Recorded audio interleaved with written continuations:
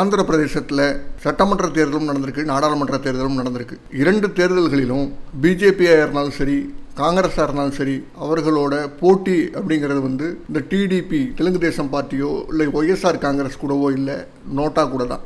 ஏன்னா கடந்த 2019 2 கட்சிகளும் பெற்ற வாக்குகள் ஒட்டுமொத்தமாக கூட்டினா கூட 2% தான் வருது. பேலன்ஸ் இருக்கக்கூடிய 98% வாக்குகளை Telugu Desam party, YSR Congress, Pawan கல்யாணோட ஜனசேனா பார்ட்டி, இந்த மாதிரி லோக்கல் இண்டிபெண்டன்ட் கேண்டிடேட்ஸ் இவங்க தான் வாங்கியிருக்காங்க. நேஷனல் பார்ட்டி தேசிய கட்சிகள் அப்படின்னு பார்க்கும்போது காங்கிரஸ் 1.2%, பிஜேபி 1%, இவ்வளோதான் அவங்களோட ஓட் பேங்க் ஆந்திராவை பொறுத்த வரைக்கும். அப்போ ஆந்திராவில் என்னதான் இஷ்யூ? நேஷனல் இஷ்யூஸ் ஆந்திர பிரதேசத்தில் எடுபடாதா? ஆந்திராவில் என்ன நிலவரம்? கடந்த 13ஆம் தேதி அங்கே தேர்தல் முடிஞ்சிருக்கு.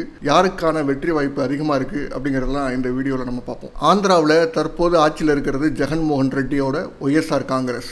கடந்த அசம்பிளி எலெக்ஷனில் 175 சீட்டில் போட்டியிட்டு 151 தொகுதிகளை ஒய்எஸ்ஆர் காங்கிரஸ் வெற்றி பெற்றுச்சு. மிக பெரும்பான்மையோட ஆட்சி அமைச்சார் ஜெகன்மோகன் ரெட்டி. எதிர்த்து போட்டியிட்ட தெலுங்கு தேசம் பார்ட்டி, அதாவது சந்திரபாபு நாயுடுவோட கட்சி, வெறும் 24 தொகுதிகளில் தான் வெற்றி பெற்று இருந்துச்சு.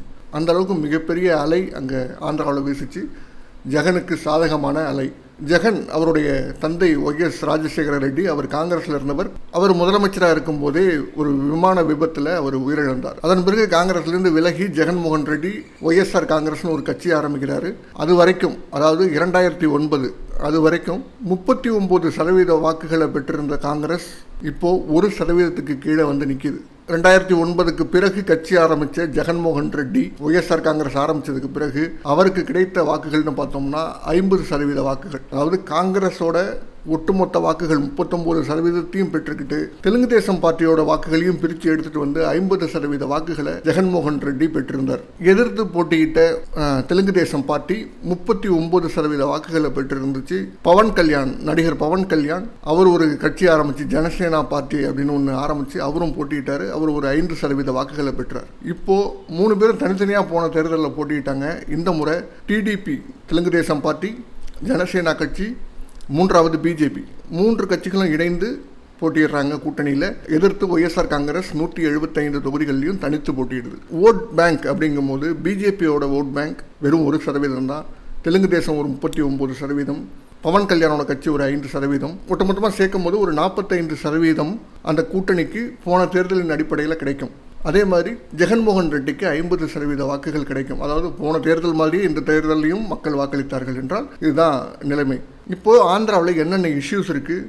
ரொம்ப மேஜர் இஷ்யூன்னு ஜெகன்மோகன் ரெட்டி ஆட்சி மேலே வைக்கக்கூடிய குற்றச்சாட்டுகள் என்ன அப்படின்னு பார்த்தோம்னா, ஆந்திராவுக்கு 3 தலைநகரங்கள் இருக்கணும் அப்படின்னு சொல்லி ஜெகன்மோகன் ரெட்டி சொல்கிறார். 1 அமராவதி, 2வது விசாகப்பட்டினம், 3வது குர்னூல். அமராவதி லெஜிஸ்லேட்டிவ் கேபிட்டலாக இருக்கும். அதாவது சட்டமன்ற சார்ந்த விஷயங்கள் எல்லாமே அமராவதியில் இருக்கும். எக்ஸிக்யூட்டிவ் கேபிட்டல் அப்படிங்கிறது விசாகப்பட்டினத்தில் இருக்கும். அதாவது நிர்வாகம் தொடர்பான தலைநகரம் விசாகப்பட்டினத்தில் இருக்கும். ஜுடிஷியல் சம்பந்தமான, நீதித்துறை சம்பந்தமான விஷயங்கள் எல்லாமே குர்னூலில் இருக்கும் அப்படின்னு தலைநகரத்தை 3 தலைநகரங்களாக ஆக்கினார் ஜெகன்மோகன் ரெட்டி. அதற்கான ஒரு மசோதாவும் தாக்கல் செய்யப்பட்டுச்சு. அது ஆளுநரால் ஒப்புதல் அளிக்கப்பட்டுச்சு. ஆனால் இதை எதிர்த்து கோர்ட்டில் கேஸ் போடப்பட்டுச்சு. ஒரே ஒரு தலைநகரம் தான் இருக்கணும் அப்படிங்கிற ஆர்டர் கோர்ட்டு மூலயமாவே வந்துருச்சு. சந்திரபாபு நாயுடுகிட்ட கேட்கும்போது இந்த 3 கேபிட்டல் அப்படிங்கிறது ஒரு மோசமான முன்னுதாரணமாக இருக்கும். உலகத்தில் எங்கேயுமே இந்த மாதிரியான ஒரு உதாரணம் கிடையாது. தேவையில்லாத பண விரயம் தான் ஆகும். ஒரு கேபிட்டல் இருக்கணும். ஆந்திர பிரதேசத்திலேயே எல்லா பகுதியிலிருந்தும் சேரக்கூடிய ஒரு இடமா அமராவதியை தேர்ந்தெடுத்து தான் நாங்கள் வச்சோம். ஆனால் அமராவதியை பிரித்து விசாகப்பட்டினம் 1, குர்னூல் 1 ஆக்குறது ரொம்ப மோசமான செயல், முட்டாள்தனமான செயல். முட்டாள்கள் தான் இப்படி செய்வாங்கன்னு ரொம்ப கடுமையான விமர்சனத்தை சந்திரபாபு நாயுடு வைக்கிறார். அடுத்து 2வது, டெவலப்மெண்ட்டே இல்லை, புதிய இண்டஸ்ட்ரீஸ் எதுவுமே வரல. அன்எம்ப்ளாய்மெண்ட் ரொம்ப மிகப்பெரிய அளவில் இருக்குது ஆந்திர பிரதேசத்தில். எவ்வளோ பேர் படிச்சுட்டு வெளில வராங்க, ஆனால் அவங்களுக்கான வேலை அப்படிங்கிறது இல்லை. 3வது இஷ்யூ லேண்ட் டைட்லிங் ஆக்ட் அப்படின்னு சொல்லி ஆந்திர பிரதேஷ் கவர்மெண்ட் ஒன்று அறிவிச்சிருந்தாங்க 2023. லேண்ட் டைட்லிங் ஆக்ட்னா என்னென்னா, ஏற்கனவே நிலம் அவங்களோட கையில் இருக்கும், அவங்க பயன்படுத்திக்கிட்டு இருப்பாங்க. ஆனால் அதுக்கான ஓனர்ஷிப், அதுக்கான டாக்குமெண்ட்ஸ் அப்படிங்கிறது எதுவுமே இருக்காது. பரம்பரையாக அந்த நிலத்தை ஒரு குடும்பம் பராமரிச்சுக்கிட்டு இருக்கும். அவங்க அதை பயன்படுத்திக்கிட்டு இருப்பாங்க. அவங்கள்ட்ட லீகல் டாக்குமெண்ட் எதுவும் இருக்காது. அதை ஒழுங்குபடுத்தணும் அப்படின்னு சொல்லி லேண்ட் டைட்லிங் ஆக்ட்னு சொல்லி நிதி ஆயோக் பரிந்துரைத்த லேண்ட் டைட்லிங் ஆக்டை ஆந்திர பிரதேஷ் இந்தியாவிலேயே முதல் முறையாக ஜெகன்மோகன் ரெட்டி கவர்மெண்ட் தான் அதை அறிமுகப்படுத்துச்சு ஸ்டேட் லெவலில். ஏன்னா லேண்ட் அக்விசிஷன் அல்லது லேண்ட் மெயின்டெனன்ஸ் அப்படிங்கிறது ஸ்டேட் கண்ட்ரோலில் தான் இருக்குது. அதனால தான் ஆந்திர பிரதேஷ் கவர்மெண்ட் அந்த நிதி ஆயோக் பரிந்துரைத்த லேண்ட் டைட்லிங் ஆக்டை மேற்கொண்டுச்சு. அதை வந்து சட்டமாக கொண்டு வரதுக்கு முயற்சி பண்ணுச்சு. லேண்ட் டைட்டிலிங் ஆக்டை என்ன பண்ணிட்டாங்கன்னா இவங்க எல்லாத்தையும் லீகல் டாக்குமெண்ட் கொடுக்கணும் அப்படின்னு சொல்லி ஜெகன்மோகன் ரெட்டி அதை பண்ணுறாரு. ஆனால் மக்களோட நிலத்தெல்லாம் பறிச்சுப்பாங்க, கவர்மெண்ட் பறிச்சுக்கும், உங்கள்கிட்ட நிலம் இல்லாமல் போகும் அப்படிங்கிற பிரச்சாரத்தை தெலுங்கு தேசம் பார்ட்டி சந்திரபாபு நாயுடுவும் பவன் கல்யாண் ஜனசேனா பார்ட்டியோட தலைவரும் 2 பேருமே தொடர்ந்து அந்த பிரச்சாரத்தை மேற்கொண்டு வராங்க. நிதி ஆயோக்குங்கிறது பிஜேபியோட கண்ட்ரோலில் தான் இருக்குது. அந்த பிஜேபி பரிந்துரைத்த ஒரு சட்டம் தான் லேண்ட் டைட்டிலிங் ஆக்ட் அப்படிங்கிறது. ஆனால் டிடிபியும் ஜனசேனாவும் அதை எதிர்த்துக்கிட்டே பிஜேபியோட கூட்டணியில் இருக்காங்க அப்படிங்கிற பிரச்சாரத்தை ஜெகன்மோகன் ரெட்டி சார்பில் வைக்கிறாங்க. அடுத்து ஜெகன்மோகன் ரெட்டி சார்பில் இருந்து எதிரணிகளை தாக்கி வைக்கக்கூடிய விமர்சனங்கள் என்ன அப்படின்னு பார்த்தோம்னா, சந்திரபாபு நாயுடு வந்து டெவலப்மெண்ட் தான் முக்கியம்னு சொல்கிறாரு, வளர்ச்சி தான் ஒரு முக்கியம்னு பேசுகிறாரு. வளர்ச்சிங்கிறது வந்து வெல்ஃபேர் ஸ்கீம் தான். அதாவது அங்கே 2 பிரிவுகளாக இருக்காங்க. சந்திரபாபு நாயுடு வந்து டெவலப்மெண்ட், இன்ஃப்ராஸ்ட்ரக்சர் டெவலப்மெண்ட், பில்டிங்ஸை பெரிய பெரிய அளவில் கட்டணும், புதிய ப்ராஜெக்ட்ஸை கொண்டு வரணும், இதுதான் சந்திரபாபு நாயுடுவோட பிளான். இன்னொரு பக்கம் ஜெகன்மோகன் ரெட்டியோட பிளான் என்னென்னா வெல்ஃபேர் ஸ்கீம்ஸை கொண்டு போய் சேர்க்கணும், அனைத்து தரப்பு மக்களுக்கும் நலத்திட்டங்களை கொண்டு போய் சேர்த்தா தான் அந்த மக்கள் ஒருபடி மேலே வருவாங்க, அதுதான் ஒட்டுமொத்த ஸ்டேட்டுக்கான வளர்ச்சியாக இருக்கும். பில்டிங்ஸ் இன்ஃப்ராஸ்ட்ரக்சர்னு கட்டிட்டு போகிறதுல என்ன வளர்ச்சி இருக்குது, நம்ம கல்வியை வந்து வளர்த்து எடுக்கணும், சுகாதாரத்தை வளர்த்து எடுக்கணும், இதுதான் அடிப்படை. மக்களுக்கு தேவையான அடிப்படை வசதிகளை நம்ம ஏற்படுத்தி கொடுத்தோம்னா அந்த ஸ்டேட்டே வளர்ந்து வரும், இதுதான் development. Welfare let's to development அப்படிங்கிறது தான் ஜெகன்மோகன் ரெட்டியோட வாதம்.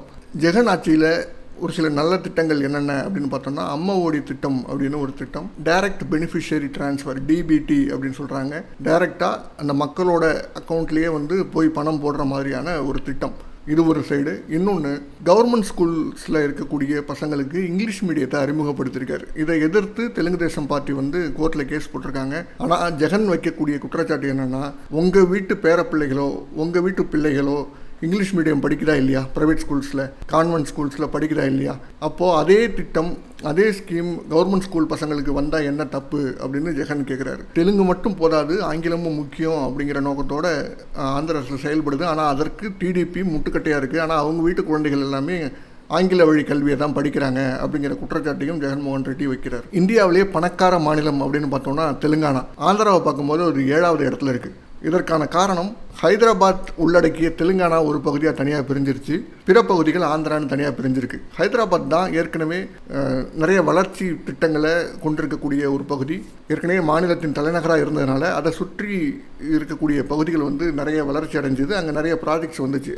அந்த காலகட்டத்தில் சந்திரபாபு நாயுடு இருக்கும் போதும் சரி, ஒய்எஸ்ஆர் இருக்கும் போதும் சரி, அந்த காலகட்டத்தில் நிறைய வளர்ச்சி திட்டங்கள் ஹைதராபாத்தை சுற்றி வந்துச்சு. பிற ஆந்திர பகுதிகள் அந்த அளவுக்கு பெரிய வளர்ச்சி அடையில. விசாகப்பட்டினத்தை தவிர பெரிய வளர்ச்சி கொண்ட ஒரு நகரம்னு வேற எதையும் சொல்ல முடியாது. அப்படி இருக்கக்கூடிய சூழலில் 2 மாநிலங்கள் பிரித்ததுக்கு பிறகு ஆந்திர பிரதேசத்துக்கு சிறப்பு அந்தஸ்து வழங்கணும் அப்படிங்கிற கோரிக்கை இருந்துச்சு. அந்த கோரிக்கையை காங்கிரஸ் ஆட்சியிலே, அதாவது இந்த மாநிலங்கள் 2ஆக பிரிவதற்கு ஒப்புதல் அளித்தது காங்கிரஸ். ஆனால் காங்கிரஸ் ஆட்சியில் ஆந்திராவுக்கு சிறப்பு அந்தஸ்து கொடுக்கப்படலை அப்படிங்கிற குற்றச்சாட்டை ஜெகன்மோகன் ரெட்டி வைக்கிறார்.